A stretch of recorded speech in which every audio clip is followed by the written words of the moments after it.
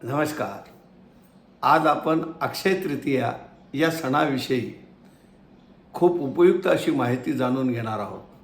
अक्षय तृतीया हा 3.5 मुहूर्तापैकी एक मुहूर्त आहे आणि आजच्या या मुहूर्तावरती सुरू केली गेलेली कार्य ही यशस्वी होतात आणि त्याचं अक्षय असं फल आपल्याला प्राप्त होते, अशी यामागची मान्यता आहे. आता मुहूर्त हा शब्द म्हटला की तो क्षण किंवा तो दिवस की ज्या दिवशी आपण एक नवीन संकल्प घेऊन आणि त्या कार्याचा आरंभ करतो आहोत. आपण पाहिलं असेल की आपल्याला घर बांधायचं असेल तर आपण मुहूर्त पाहतो. प्रत्येक ठिकाणी आपण मुहूर्त विचार करतो आणि त्या दृष्टिकोनातून त्याच्यामध्ये पंचांगाचा त्याच्यासाठी उपयोगही करतो. पंचांगामध्ये मग तिथी आहे, वार आहे, नक्षत्र आहे, योग आहे, करण आहे, अशी 5 अंग पंचांगामध्ये दिलेली आहे. पण या अक्षय तृतीयेमध्ये वैशाख मास, शुद्ध पक्ष आणि तृतीया ही तिथी असं याचं हे मुहूर्त सांगितलं गेलेलं आहे.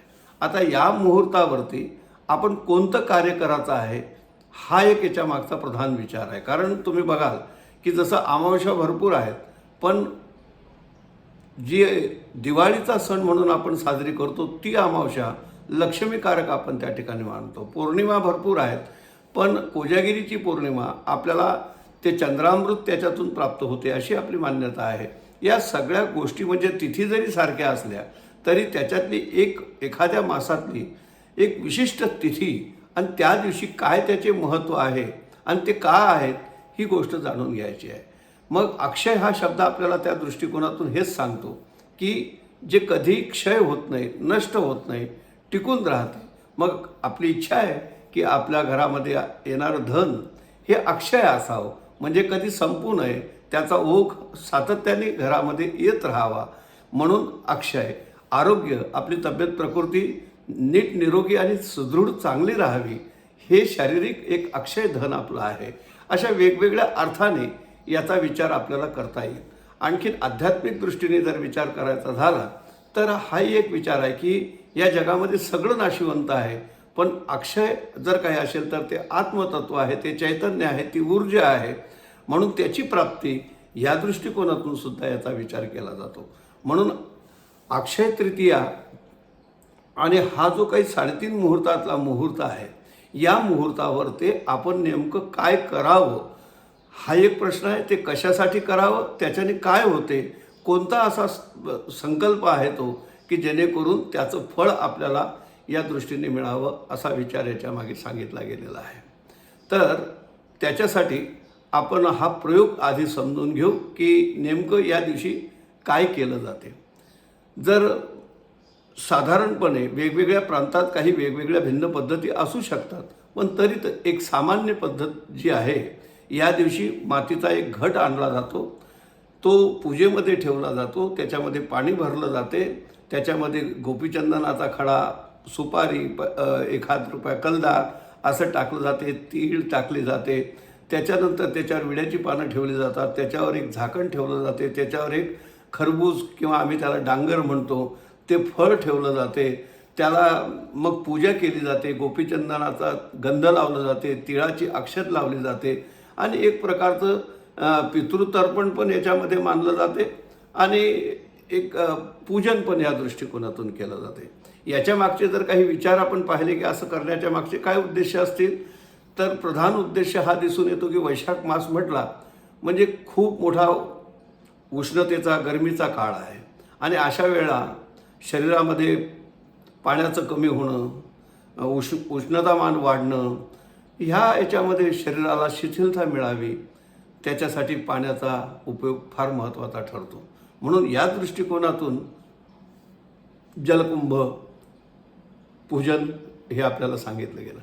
दुसरी गोष्ट अशी बघा की आपलं शरीरच एक घट आहे आणि याच्यामध्ये पाणीचा अर्थ इथे काय घ्यावा, तर जसं पाण्याला समानार्थी शब्दामध्ये तोय, आप, नीर, जल, तसं एक जीवन असं एक नाव आहे.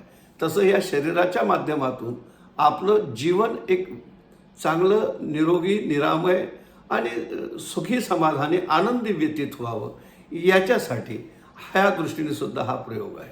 मग अशा वेळेला हे फळ मला मिळावं या दृष्टिकोनातून काय करावं, तर आत्ता आपण जे पूजेमध्ये पाहिलं की जो घट आपण मातीचा आणून त्याचं पूजन केलं, तर इथून एकतर असं माठातलं गार पाणी आपण आपल्या आरोग्याच्या दृष्टीने प्यावं. आजकाल फ्रीज जरी असले तरी त्या फ्रीजने पिताना थंड पाणी पितो आहे असं वाटते, पण ते आरोग्याच्या दृष्टिकोनातून तितकं योग्य राहत नाही. म्हणून मातीतलं ज्याला हवा लागली, थंड झालं आणि असं पाणी आरोग्यवर्धक असल्याकारणामुळे ते आपण प्राशन करावं. त्याच्यावरचे जे डांगर ठेवलेलं आहे हे साधारण वाळवंटामध्ये वाळूमधून येणारं टरबूज, खरबूज हे सगळे फळं त्याच्यातून येणारे आहेत आणि त्याच्यामुळे उष्णतेचा शमन करणारे, शरीरामध्ये पाण्याची लेवल ही आपल्या नीट ठेवणारे असे आपण वॉटर मिनरल त्याला त्याच्यासाठीच असं म्हटलं गेलं की ज्याच्याने पाण्याचा शरीराला भरपूर पुरवठा होतो, अशा पद्धतीचं ते. म्हणून यावेळेला काय करावं की हा असा घट आपण जो पूजेत ठेवलेला आहे हा अशा कुणा व्यक्तीला आपण दान करावा ज्याला खरंच पाण्याची आवश्यकता आहे किंवा त्याच्याजवळ तशी काही साधन व्यवस्था नाही आहे. म्हणून लहान मुलं असतील, वयोवृद्ध माणसं असतील, अशांना आपण हा जलकुंभ दान करावा. किंवा अशी पण तुम्ही व्यवस्था करू शकता, आपल्या दाराशी झाड असेल किंवा आणखीन काही व्यवस्था असेल तिथे पशूंसाठी, पक्ष्यांसाठी, प्राण्यांसाठी असं पाण्याची की ज्यांना अशा स्थितीमध्ये पाणी प्यायला मिळेल आणि त्यांना शांती मिळेल, अशी जर व्यवस्था आपण करतो तर आपल्याला या सगळ्या जलदानातून किंवा या कुंभदानातून आपल्याला खूप मोठा आध्यात्मिक पण आणि प्रापंचिक पण खूप मोठा लाभ होऊ शकतो. समजा आपल्याकडून हे शक्य नसेल तर आपण त्याच्यासाठी एक उपाय करू शकता की तीळ आहे, गोपीचंदन आहे, हे भगवान विष्णूच्या किंवा कृष्णाचं मंदिर असेल तिथे आपण अर्पण करू शकता.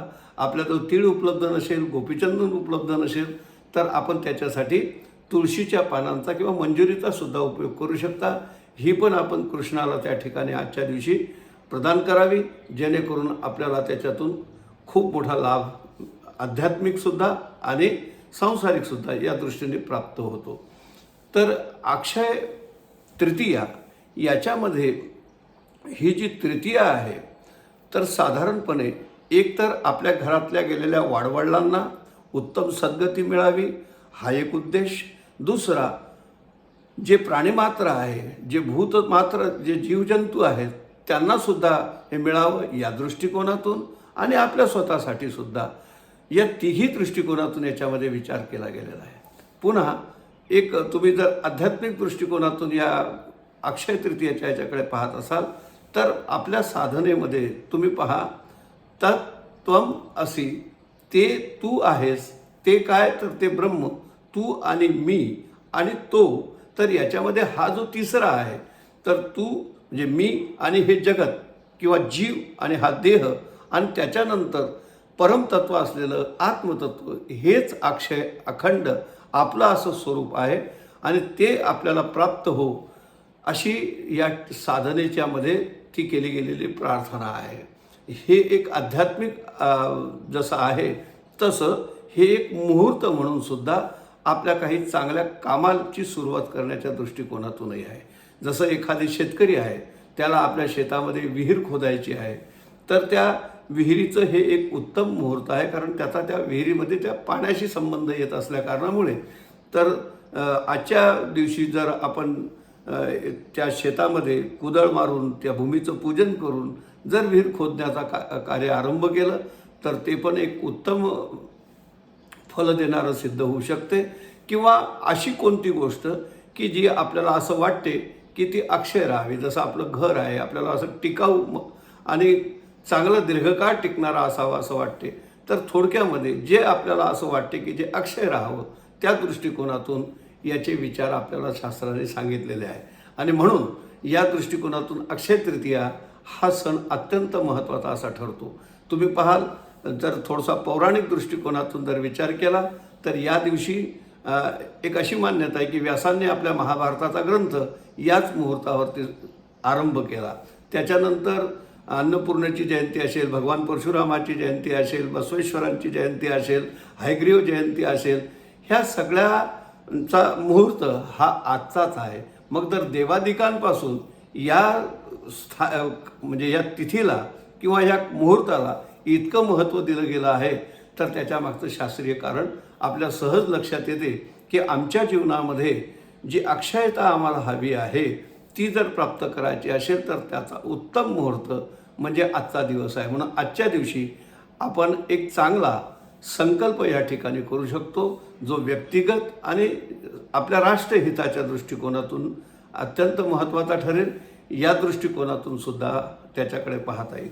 आणि शेवटी जाता जाता मी एक हेही सांगून देईल की हे जे काही पूजन आहे किंवा घट मी आता जे सांगितलं याच्यामध्ये आपल्या पूर्वजांचं स्मरण सुद्धा त्या याच्यामध्ये आहे. आपण पहा, मृत्यूच्या याच्या वेळेला मुलांनी पाणी दिलं, पाणी पाजलं. हा पाणी शब्द आपण प्रत्येक वेळेला अंत्यसंस्काराच्या वेळेला मुलांनी पाणी दिलं असा शब्द वापरतो. तर या दृष्टिकोनातून याचं महत्त्व आपल्याला लक्षात येते. पुन्हा त्याच्यासोबत अंत्यसंस्काराच्या वेळेला घट फोडणं असेल किंवा नवरात्रात घट बसवणं असेल, तर या सगळ्या दृष्टिकोनातून जर विचार केला तर घट हे मातीपासून बनलेला हा पृथ्वीतत्वाचं द्योतक आहे आणि त्याच्यामध्ये असलेलं पाणी हे जलतत्व आहे. या पृथ्वीतत्व आणि जलतत्व मिळून ही सृष्टी या ठिकाणी पोषण तिचं होत असते. म्हणजे जसं जमिनीमध्ये पेरलं पण त्याला पाणीच नाही दिलं तर त्याचा वृक्ष कसा होईल. म्हणून पृथ्वीतत्व जिथे आवश्यक आहे तिथे जलतत्वही तितकंच महत्त्वाचं आहे आणि त्याच्यामुळे ते उगवते, फलद्रूप होते. तसं माझं जीवन फलद्रूप व्हावं, विकसित व्हावं या दृष्टिकोनातून जर विचार केला तर अक्षय तृतीया हा मुहूर्त अत्यंत महत्त्वाचा ठरतो. म्हणून सांगितल्याप्रमाणे वैशाख मासाच्या शुद्ध पक्षाच्या तृतीयेची ही तिथी अशा शुभकर्मांचा आरंभासाठी आपण जर निवडली तर मला वाटते त्यातून मिळणारे फळं हे अक्षय सुख देणारे असतील. म्हणून आजच्या दिवशी आपल्याला प्राप्त होणारं धन, आपल्याला प्राप्त होणारं आरोग्य किंवा जे जे काही आपल्या ठिकाणी इच्छा आहेत त्या अक्षय अशा पद्धतीने आपल्याला प्राप्त व्हाव्या अशी भगवंताच्या चरणाशी प्रार्थना करतो आणि आपल्याला सर्वांना अक्षय तृतीयेच्या खूप खूप शुभेच्छा देतो. धन्यवाद. जय श्रीनाथ.